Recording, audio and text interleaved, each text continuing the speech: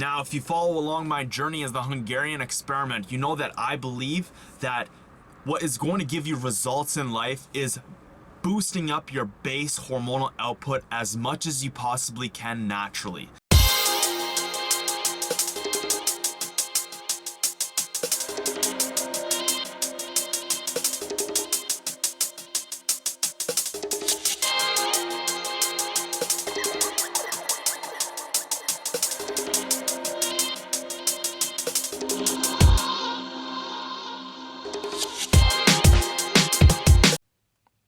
What is up, world? I am the Hungarian experiment, and I am currently on day 5 of a perfect month. I decided to take a rest day from the gym, but I am in desperate need of a haircut here, so off we go.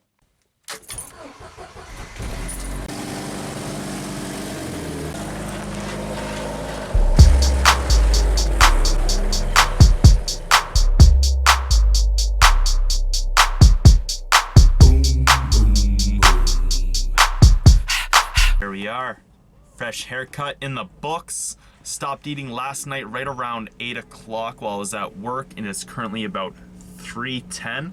So I'm sitting at about 19 hours fasted. I'm back at Metro to pick up some food for this week, and I'll probably have to pick up like some ready-made potatoes because I am running late and I need some potatoes.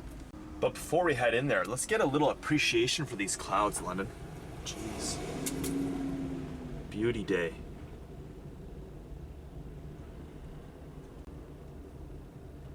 Eventually. It's just about 3:40 there. I am over 19 and a half hours completely fasted, and this is meal 1 here. While I munch this away, I'm gonna watch a Casey Neistat vlog, which is perfectly set up right in front to make my apartment and the laboratory as efficient as possible. Now, I took a few other steps to make my stand-up desk over there, as well as my little workstation over here, to be as efficient and productive as possible, but I'll make sure I run through that with you guys later tonight. So real quick here, because I gotta eat all this and still get ready for work and then have another meal, I wanna discuss my cheat days and why I believe it is important to have about 4 to 7 days of clean eating if you wanna optimize your base hormonal output. Now, eating the same types of foods for 4 to 7 days straight is gonna affect your intestines and your microbial flora. You have tons of bacteria living inside your body, and when you eat consistently, regularly, for a long period of time, that bacteria starts to get manipulated, and it's like a little ecosystem in there.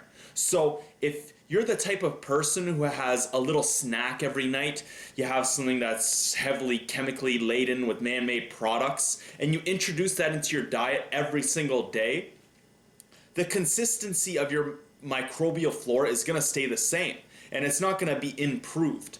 So what I believe, and what I believe is important, is to eat clean as possible for long periods of time, and then throw off your diet with a cheat day where you get all those foods that you're craving.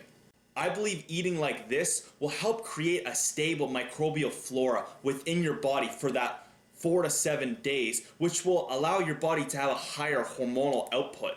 But if you're the type of person, like I said earlier, that has a little snack every single day, then that's gonna keep it at the same consistent level. You're never gonna improve. So I believe make sure you're eating clean as fuck for as long as possible, and then throw it off with a cheat day. Time for chicken.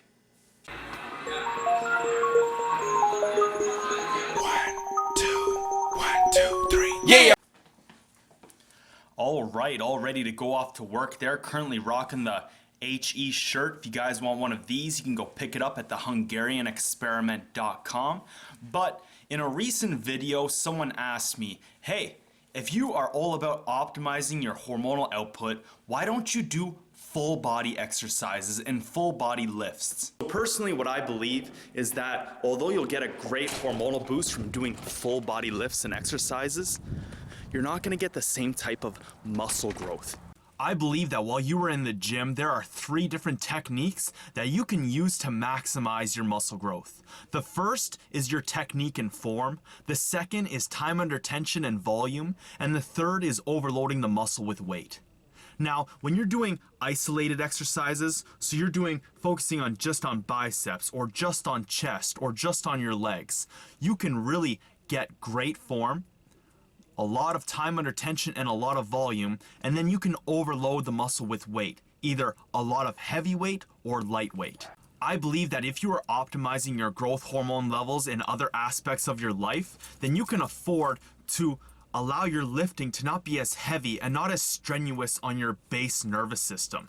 That is what's going to stimulate your body. Heavy physical activity is what's going to stimulate your body and produce growth hormone. Strenuous, laborious work, sprinting as hard as you can, lifting that 1 rep max, that's the stuff that's going to boost your hormone levels. So I believe that if you're doing full body lifts and full body exercises, body weight squats, burpees, all that kind of stuff is going to stimulate your whole body and have a higher growth hormone output than doing isolated exercises, really slow and really focused. But I believe that the slow and focused, because you're putting a lot of time under tension, you're using a lot of volume, and you're overloading the muscle with weight, that is what's going to build muscle. If you take a look at some calisthenics guys, some of these bar star guys, although they do have muscle and they have very defined muscles, they don't look big, they don't look swole. I believe that muscle growth is going to come from having that high growth hormone output and all that time under tension and volume and overloading the muscle with weight.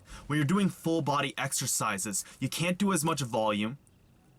You can't focus on your technique and form as much because you're using your whole body. At least for myself, every part of my body feels different. My rib cage is lopsided, so when I go to do chest with both arms, it's like one's working harder than the other. So I can't really do full body for myself. So what I do is I try to optimize my hormone levels in other aspects of my life. So when I go into the gym, it's not as hard for me to put on muscle because my growth hormone levels are already all the way up here, and then I'm just doing nice technique, nice good form, making sure I'm getting a whole lot of volume. And then, as I discussed in my last video, over this month of April, I'm going to be doing heavy lifts about 2 to 3 times a week, where over March I did absolutely no heavy lifting. But I was also able to still get results over March, and I can actually see increases in my muscle growth. So I'm very excited to show you guys my 1-year transformation photos that come around at the end of July there, once I'm nice and tan and I get to the leanest possible. So that's where you guys will see my whole journey.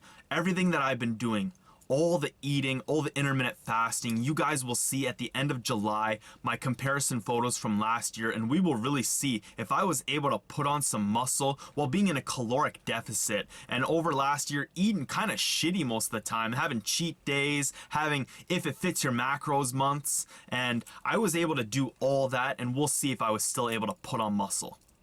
But to summarize this all up here, because I know this was a little long, full body lifts and exercises are great for stimulating your base hormonal output. If you're just getting into lifting, if you're just starting to work out, I suggest doing that, doing body weight exercises, things that are going to stimulate your whole body. Then once you started to manipulate other factors in your life and you can feel good because you can feel your hormonal output, and from changing from your old lifestyle, that is when you can start manipulating things and changing things so that you're making sure that you are focusing on muscle growth every single time you step in that gym. So it is just about 4:40 there. I'm about to head off to work, and don't forget your towel. Why? Because we're going to the sauna again tonight. 20 to 30 minute sauna sesh to help boost up my base hormonal output. Let's get it.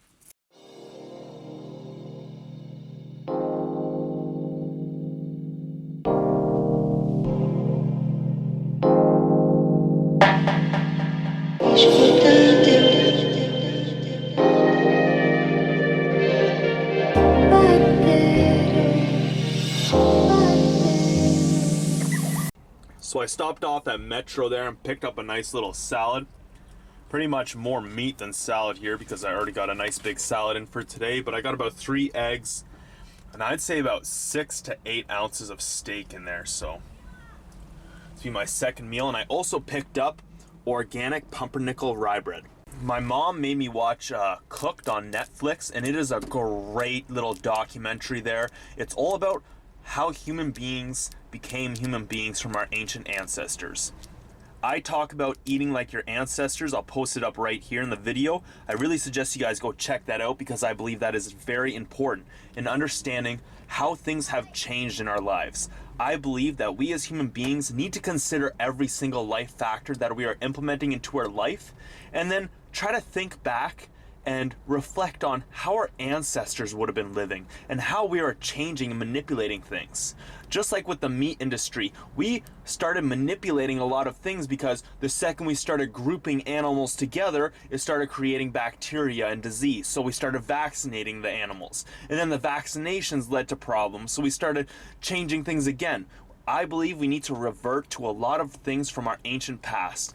And I believe a very important thing for human beings is cooking and cooking food. And that is how we became human beings. I really suggest going to check that out because there's about 4 episodes and they're all an hour long. I will be discussing and reviewing them in the next month or 2 here because I want to create a video based all around it. And I would actually love to go interview David Poland and make like a whole little experimental series. I have an idea for a possible TV show coming up in the future where I would just go around the world and find all these people who are experimenting with life and experimenting with the things that they believe are going to advance humanity. And that's what I believe is very important. So bread is very important. When you mill or break down wheat, it releases all these minerals, all these things that are very important for our human bodies. But once they started making bleached flour and they started really refining flour, it took all the nutrients out of it. Just like what we're doing with the animals and we're doing with all the plants. We're trying to mass produce everything and it's causing all the nutrients to be gone from it. A lot of stuff like bread is very important in our life, but we think it's not because of the things we've done and manipulated in our lives to make bread possible for the masses. So I believe we need to revert to a lot of things from our past, and bread is a very important thing, and I will be discussing this in the next couple months coming up on my channel. I'm probably gonna slice up a couple slices of this when I'm at work and give it a try. I haven't had pumpernickel bread in a long time. I'm a big fan of organic rye bread. I get that a lot, but I'm gonna try pumpernickel today. Experimenting around with some bread. I'd love the opportunity to cook my own bread. That'd be amazing, but right now I just don't have the time or the money to be able to do this right now. So in the future I really want to experiment with that, as well as finding local bakers here in London who can provide me with this type of bread, or to show Londoners where they can get healthy organic bread for them and their families. All right, this is ridiculous. I'm at the front of the intersection. There's the person left-hand turn lane, the person beside them, and the person beside them is all the way back there. Like, I could park my whole car here. Like, what are you doing? Are you really afraid of that white line? Or are you just afraid of sitting next to another human being? 10:25 there, got out of work just a little bit early because it's only Tuesday. If it's not too busy, the manager lets you go if there's no tables and everything's all cleaned up. Walked out of there with a nice $50 in tips. Thank you very much, everyone. But I'm about to head off to my sauna session here. But before I do, I want to discuss this blood and hormonal testing that I want to get started. Now, I've discussed this in other videos very lightly, and I will be coming out with a video in the next week or 2 where I just do a talk time and I sit down and discuss how I'm going to structure and procedure my blood tests. But I want to give you guys a little rundown since this is the beginning of the perfect month. Now, I believe you can do this with many factors in your life, from the foods you eat to the times you eat them in, as well as the products you use on your body and in your body, and the physical things that are part of your environment. Cold weather compared to hot weather, sitting for 8 hours compared to standing for 8 hours is all gonna have an effect on your base hormonal output. So what I wanna do with this blood and hormonal testing is that I wanna have this perfect month where I just optimize my hormones as much as possible. And this is basically how I wanna live my life eventually. I want to keep everything as optimized as much as I can. Now it's a little hard because I do have a job, I have a life, and things get in the way here and there. But if I have the opportunity, I'd love to have my whole life be like this month is gonna be. So over April, my goal is to optimize my base hormonal output as much as I can through the different factors in my life. Then over March, I'm gonna try to continue on the perfect month. I'm gonna try to keep everything as elevated, as high, and as optimized as I can. And then I will go get blood and hormonal testing done every single week. One test every single week, and I believe that is going to give a great baseline to compare to. So over March, I will have 4 different readings. They should all be pretty much the same. Then, if I have the opportunity with my finances, I would love to keep getting blood and hormonal testing done every single week. So that way, once March is over and I have a nice baseline reading, I can start experimenting and manipulating things. The first thing, let's just say, is I'll start manipulating the sauna, because I believe that is something that's not big, your food, it's not too controversial, and we can really see if my levels are gonna go up or down depending on how often and how infrequent I use the sauna. Once I have a nice baseline reading over May, sorry, I know I was saying March earlier, my bad, but so once I have a solid baseline reading over May, then in June, I will just completely cut out the sauna. I'll keep all my other life factors the same. I'll still have a good intermittent fasting eating schedule, still keep my nutrition up, still keep my physical lifting and exercises up. But I will just completely stop the sauna. So over June there, I'll get the 4 tests done every single week, and we'll see if my growth hormone level decreased, because according to the video that I posted up right here, saunas have a great effect on your base hormonal output. It boosts up your IGF-1. So for 3 months there, every factor in my life will be the same except for the sauna. And we will see, compared to my baseline readings over May, what kind of fluctuation occurred, and if any fluctuation or changes occurred. From there, we can compare that to other people out there in the world who are hopefully gonna start becoming human experiments themselves, and will have their baseline reading. Just as I called Vegan Gains out in my vegan versus meat diet, Vegan Gains challenge video, which I'll post right here, I'm challenging Vegan Gains to start doing blood and hormonal testing so we can have a baseline reading of a vegan. He's already displaying a lot of the foods he eats and a lot of his lifestyle to the world. So that way we'll have a great baseline of a vegan to compare to.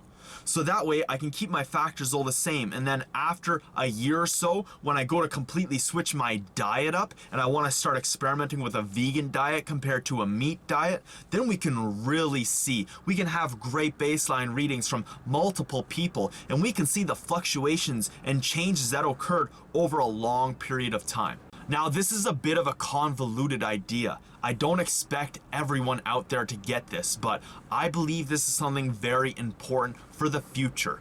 The coming generations, they're gonna be testing their blood and their hormones, I believe, on a daily to weekly basis. They're gonna wake up in the mornings, press their thumb down, and it's gonna tell them exactly, oh, you need to have a little bit more bananas in your diet because your potassium's a little low. Or they'll be able to suggest some physical activity for you to do different than other days because your growth hormone levels might be dipping because you're implementing some different factors into your life.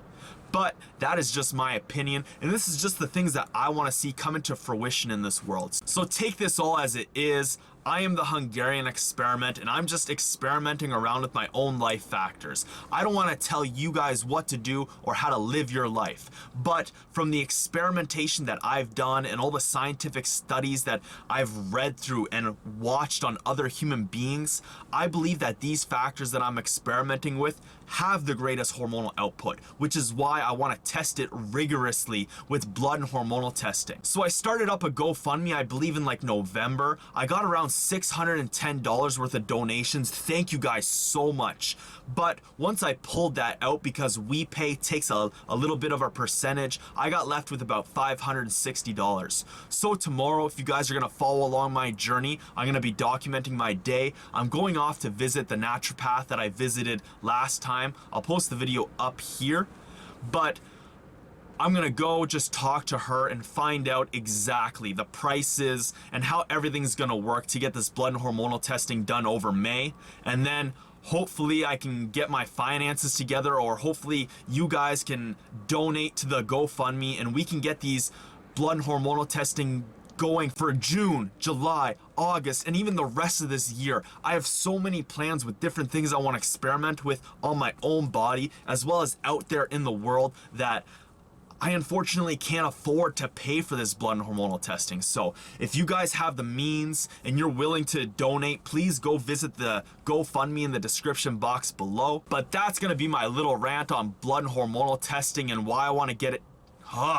But that's my little rant on blood and hormonal testing and why I want to get it done on my body and see it come into fruition in the world. But headed off to Good Life for another sauna sesh. I ate about half of that pumpernickel bread. Half a loaf is only 120 calories. That was amazing and it was so delicious. Normally I only get the whole wheat rye bread, but I'm definitely gonna experiment around. So as I said there earlier too, I'd love to go find some local organic bakers here in London to show Londoners exactly where you can go get your bread and to eventually how to cook and make your own bread.